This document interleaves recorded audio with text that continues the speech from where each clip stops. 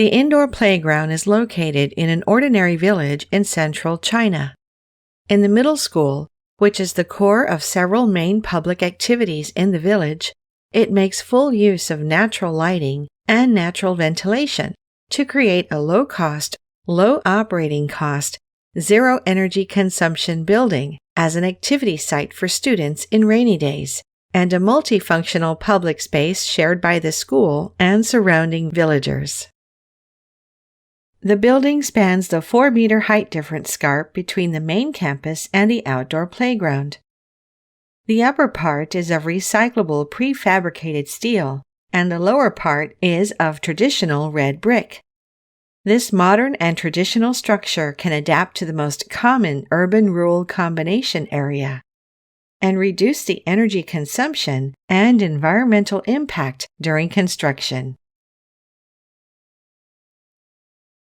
The project area is humid and rainy throughout the year.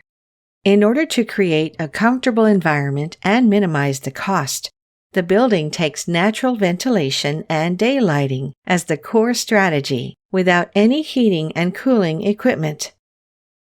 The upper part of the podium is designed to be raised with a vent that is always open at the top. The vent uses the inclined facade for rain shielding without mechanical adjustment. Daylighting windows are set at the top to shape the space atmosphere of the podium. At the bottom of the north-south facade, there is a row of full-length openable door. The principle of wind pressure and hot pressure ventilation is used to promote indoor natural ventilation to the greatest extent, reduce humidity, and improve the indoor environment. There is a narrow lane between the south campus wall and the building, which can be used to cool the indoor air in summer. The zigzag roof is equipped with a skylight towards the east, which provide adequate lighting.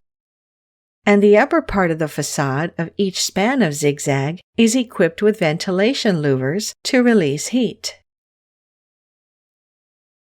As a low-energy rural public building, the project provides comfortable activity venues for students and residents of surrounding villages and towns, and demonstrates and popularizes the concept of sustainability and energy conservation in daily use.